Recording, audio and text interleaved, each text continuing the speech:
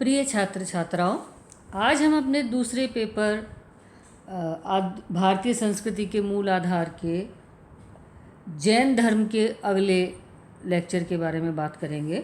हमने अपने पिछले लेक्चर में ये बात की थी कि वे कौन सी परिस्थितियाँ थीं जिनके अंदर ये एक भारत के समाज में एक धार्मिक क्रांति हुई और उस धार्मिक क्रांति के परिणाम स्वरूप दो प्रमुख दर्शन हमको प्राप्त हुए, जिनमें से जैन धर्म एक मुख्य दर्शन था। जैन धर्म के बारे में हमने पिछले लेक्चर में परिचयात्मक बात की थी कि किस प्रकार से जैन दर्शन 6ठी शताब्दी पूर्व से ईसा पूर्व से भी पुराना दर्शन रहा है। ऋषभदेव के समय से ये जैन परंपरा श्रवण परंपरा चल रही थी और बीच में जो 22 तीर्थंकर हुए और उसके बाद में जो 24वें तीर्थंकर महावीर स्वामी हुए, उनके द्वारा जैन धर्म को एक संगठित और संघात्मक रूप में प्रस्तुत किया गया। तो हम जैन धर्म के प्रवर्तक तो नहीं लेकिन संगठक के रूप में महावीर स्वामी के महत्व को जानते हैं, क्योंकि यह धर्म अपने वर्तमान स्वरूप में महावीर स्वामी के प्रयासों से ही प्राप्त हुआ। महावीर स्वामी का जन्म 599 ईसा पूर्व में आज के बिहार के मुजफ्फरपुर जिले के पास में वज्जी संघ नामक गणराज्य की राजधानी वैशाली के निकट ज्ञात्रिक कुलीन क्षत्रियों के छोटे गणराज्य कुंडग्राम में हुआ था। भारत के अंदर जब महाजनपद थे तो उन महाजनपदों में एक गणतंत्रात्मक महाजनपद था वज्जी संघ। उस वज्जी संघ के एक छोटे से राज्य ज्ञात्रिक कुल के शासक सिद्धार्थ के यहाँ महावीर स्वामी का जन्म हुआ था। सिद्धार्थ ज्ञात्रिक कुल के गण प्रमुख थे और सिद्धार्थ का विवाह तत्कालीन लिच्छवी नरेश चेटक की बहन त्रिशला देवी से हुआ था, जो कि महावीर की माता थी। महावीर का बचपन का नाम वर्धमान था। इनका लालन पालन व शिक्षा दीक्षा राजकुमारों की तरह वैभवशाली और विलासपूर्ण तरीके से इनका लालन पालन हुआ था। युवावस्था में इनका विवाह यशोदा नामक राजकुमारी से कर दिया गया, जिनसे इनकी एक पुत्री उत्पन्न हुई जिसका नाम प्रियदर्शना था, और इस पुत्री का विवाह आगे चलकर जमाली से हुआ था। महावीर स्वामी प्रारंभ से ही चिंतनशील थे। सांसारिक सुख उन्हें आकर्षित नहीं कर पा रहे थे और ना ही वे सांसारिक सुखों से शांति को प्राप्त कर रहे थे। अतः जब उनके माता पिता का स्वर्गवास हो गया तो 30 वर्ष की आयु में अपने बड़े भाई नंदीवर्धन से आज्ञा लेकर उन्होंने गृहस्थ जीवन का त्याग कर दिया और भिक्षु बन गए। जैन साहित्य आचरांग सूत्र और कल्प सूत्र के अनुसार ज्ञान प्राप्त करने के लिए महावीर स्वामी ने 12 वर्ष की कठोर तपस्या की। इस तपस्या काल में उन्होंने नाना प्रकार के दुख और भयंकर कठिनाइयों का सामना किया। 13 मास के उपरांत ही उन्होंने अपने वस्त्रों का परित्याग कर दिया और नग्न अवस्था में तप किया तथा सांसारिक जीवन से निर्लिप्त होकर 12 वर्ष की कठोर तपस्या के पश्चात जाम्भिक ग्राम के निकट ऋजुपालिका नदी के तट पर शाल वृक्ष के नीचे उन्हें कैवल्य यानी कि ज्ञान की प्राप्ति हुई। और क्योंकि इन्हें कैवल्य की प्राप्ति हुई इसलिए ये केवलिन कहलाए, और ज्ञान प्राप्त करने के मार्ग में इन्होंने अतुल साहस दिखाया इसलिए महावीर कहलाए तथा समस्त इंद्रियों को जीतने के कारण जिन कहलाए। इसी जिन शब्द से जैन की व्युत्पत्ति हुई, जिसका तात्पर्य है जिन के अनुयायी का धर्म। ज्ञान प्राप्ति के पश्चात महावीर ने 30 वर्षों तक घूम घूम कर कौशल, मगध, वज्जी, काशी राज्यों में अपने सिद्धांतों एवं धर्म का प्रचार व प्रसार किया। महावीर स्वामी को अपने मत का प्रचार प्रसार करने के लिए अनेक राजवंशों की सहायता प्राप्त हुई, लेकिन उन्हें किसी राजवंश का आश्रय प्राप्त नहीं हुआ, अर्थात इस धर्म को किसी ने अपना राजधर्म घोषित नहीं किया।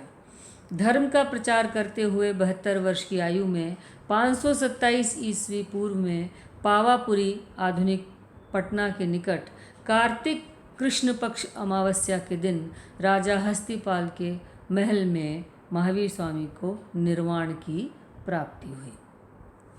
तो महावीर स्वामी ने 12 वर्ष तक कठोर तपस्या की और इस प्रकार से तपस्या की कि उन्होंने अपने समस्त वस्त्रों का त्याग कर दिया, अपनी समस्त इंद्रियों के ऊपर उन्होंने नियंत्रण स्थापित कर लिया। किसी भी प्रकार की बाधा, कठिनाई, सांसारिक जीवन के मोह उन्हें आकर्षित नहीं कर पाए। समस्त दुखों को, कठोर तपस्या को उन्होंने बड़ी वीरता के साथ में पूर्ण किया। इसलिए महावीर स्वामी उनका नाम पड़ा और उनके द्वारा एक नए प्रकार का दर्शन, नए प्रकार का सिद्धांत जो कि वैदिक धर्म से बिल्कुल अलग था, उसकी स्थापना की गई। जैन धर्म की अब हम बात करें तो जैन धर्म जो सिद्धांत उनके द्वारा प्रतिपादित किए गए, उन सिद्धांतों को हम कई भागों में बांट सकते हैं, जैसे दार्शनिक पक्ष है, व्यवहारिक पक्ष है। जैन धर्म के अंदर सांसारिक जीवन और मनुष्य के जीवन को कई भागों के अंदर बांट करके बात की गई। उन्होंने कहा कि जो संसार है वो संसार दुखमय है और इस सांसारिक जीवन में रहते हुए हमें सिर्फ दुखों के अलावा किसी की प्राप्ति नहीं होती है। तो इन दुखों से प्राप्त करने के लिए हमें सांसारिकता को त्यागना होगा, सांसारिक जीवन का परित्याग करना होगा, सांसारिक सुखों के प्रति उदासीन रहना होगा और इस प्रकार से निवृत्ति मार्ग पर चलते हुए, यानी कि सांसारिकता से बिल्कुल विलग होकर के ही हम जब संसार का त्याग करेंगे और संन्यास को ग्रहण करेंगे, तभी हम सच्चे सुख और मोक्ष की प्राप्ति कर सकते हैं। तो जैन धर्म प्रमुखतः निवृत्ति मार्गी धर्म है, यानी इसमें सांसारिकता में प्रवृत्त होने के बजाय संसार से निवृत्त होने के ऊपर बल दिया है। दूसरी बात उन्होंने कही कि इस संसार को चलाने के लिए कोई ईश्वर नहीं है, उस ईश्वर के द्वारा इस संसार का संचालन नहीं हो रहा। ये जो संसार है वह कर्म एवं पुनर्जन्म के कारण चल रहा है। इसके लिए उन्होंने कहा कि मनुष्य स्वयं अपने जीवन के सांसारिक एवं आध्यात्मिक कर्मों के लिए उत्तरदायी है, कोई और उसके कर्मों के लिए उत्तरदायी नहीं है। जो वो कर्म करता है, जिस प्रकार के सांसारिक व आध्यात्मिक कर्म उसके द्वारा किए जाते हैं, वे ही उनके लिए वह स्वयं जिम्मेदार है। उसके सारे सुख दुख कर्म के कारण है और इस चराचर जगत में समस्त प्राणियों का अस्तित्व कर्म के कारण ही है, यानी कर्म के कारण ही प्राणी जन्म और मृत्यु के चक्र में पड़ता है। कर्म के बंधनों में बंधा जीव जन्म मृत्यु के चक्कर में पड़ता है और जन्म मृत्यु के चक्र का तात्पर्य है कि जन्म फिर मृत्यु और मृत्यु के बाद उसका पुनर्जन्म। तो जैन धर्म में कर्म की प्रधानता की बात कही गई है कि कर्मों के कारण ही जीव सांसारिक बंधनों में बंधता है और उन्हीं कर्मों के बंधन के कारण ही उसका पुनर्जन्म होता है। इस संसार को, इस संपूर्ण जगत को जैन दर्शन में 2 द्रव्यों पर आधारित माना है और इन दोनों द्रव्यों को उन्होंने नाम दिया है जीव एवं अजीव। यह संपूर्ण जगत इन 2 जीवों में ही विभाजित है। जीव चेतन तत्व है और अजीव अचेतन तत्व अर्थात जड़ है।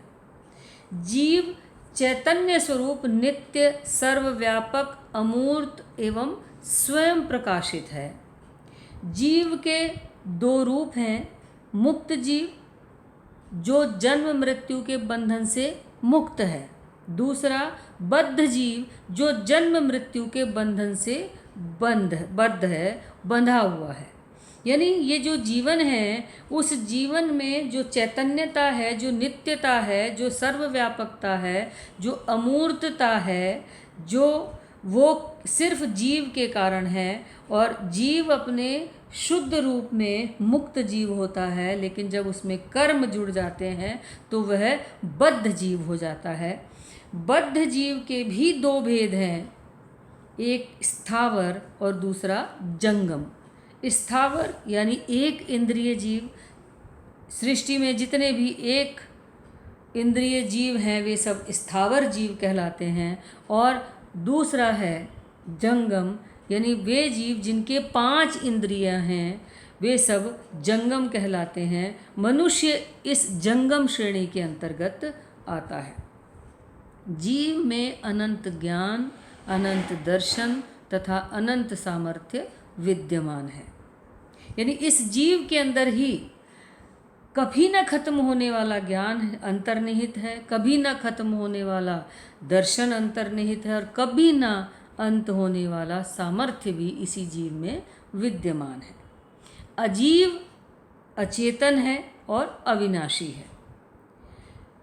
इसके 5 भेद हैं: धर्म, अधर्म, आकाश, पुद्गल एवं काल। ये समस्त यानी कौन?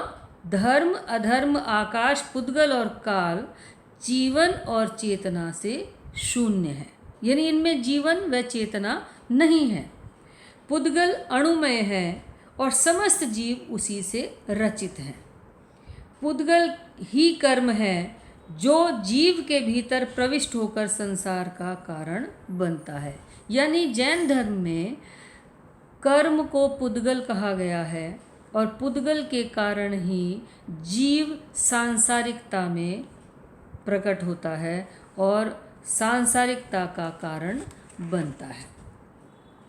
इसके पश्चात बात आती है बंधन की। जब जीव जो कि चेतन तत्व है और अपने शुद्ध रूप में ज्ञान व दर्शन है, किंतु जब वह शरीर को धारण करता है तो वह बंधन में पड़ जाता है।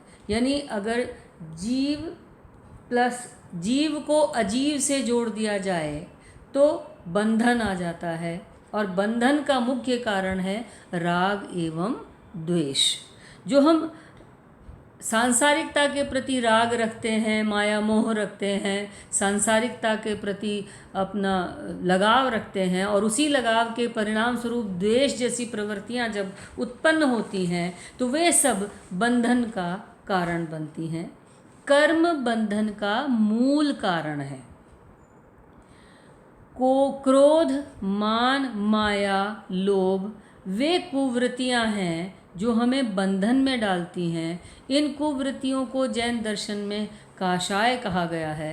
यानी जब हम इसी संसार के प्रति इसको हम माया मानते हैं, इसको हम स्वीकार करते हैं, हमारे अंदर क्रोध, मान और लोभ जैसी वृत्तियां आ जाती हैं, तो हम कर्म करते हैं, और कर्म के कारण बंधन बनता है, और बंधन के कारण ही जन्म और मृत्यु का चक्र संचालित होता है। अगला तत्व है आश्रव। आश्रव का मतलब है प्रवाह। पुद्गल का जीव की ओर होने वाला प्रवाह आश्रव कहलाता है। यानी जो जीव है, जो शुद्ध रूप है, उस शुद्ध रूप में जब कर्मों का प्रवाह आने लग जाता है, जमा होने लग जाता है, वो स्थिति आश्रव कहलाती है। यानी कर्मों के प्रवाह का, कर्म का प्रवाह जीव की ओर होना, वह आश्रव कहलाता है। अब इस प्रवाह को कैसे रोका जाए, कर्म को कैसे रोका जाए, इसके लिए जैन दर्शन में 2 बातें कही गई हैं। एक संवर और दूसरी निर्जर। जीव जब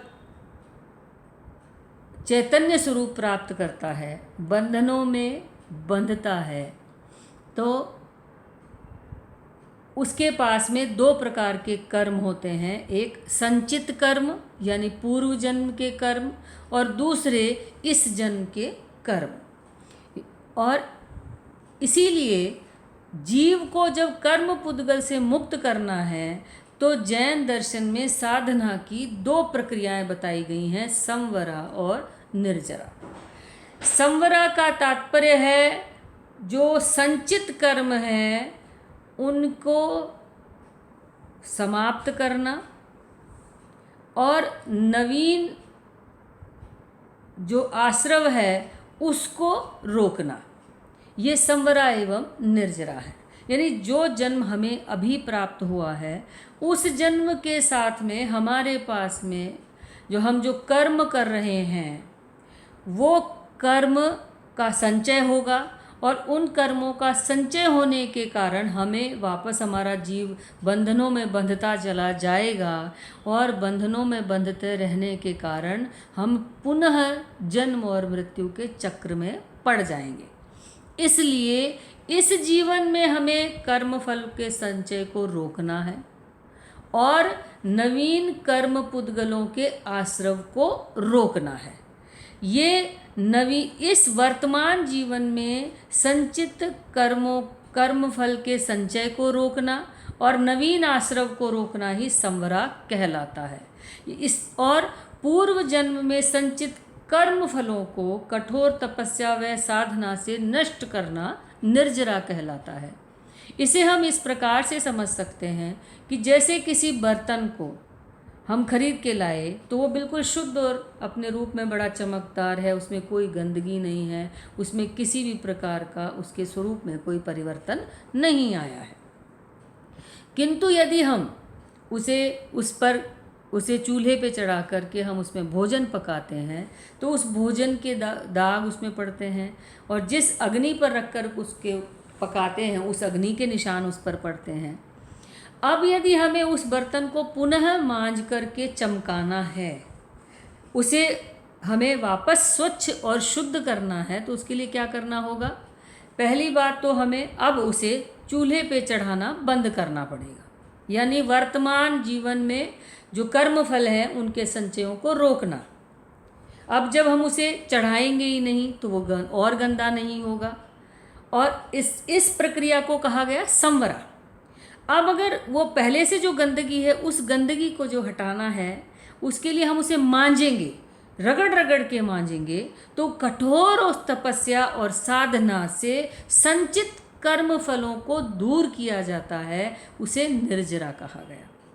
यानी इस जन्म में कर्म संचित ना हो, कर्मों का प्रवाह जीव के प्रति ना हो, उस प्रक्रिया को संवरा कहा गया।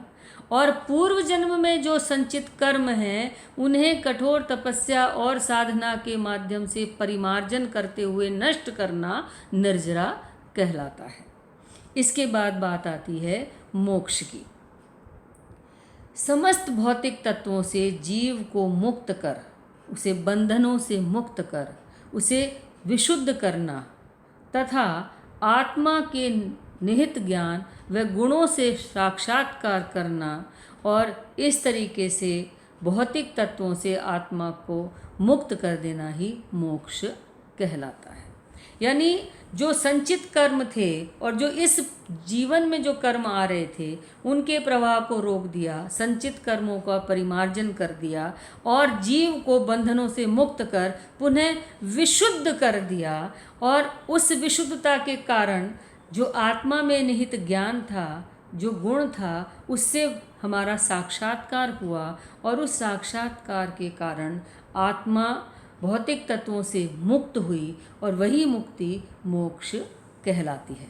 इस प्रकार हम ये देखते हैं कि जैन धर्म के अंदर कुछ नैतिक सिद्धांत बताए गए जिनके माध्यम से दार्शनिक व्याख्या करते हुए चेतन तत्व जीव या आत्मा के शुद्ध रूप की प्रतिस्थापना के ऊपर विशेष रूप से बल दिया गया।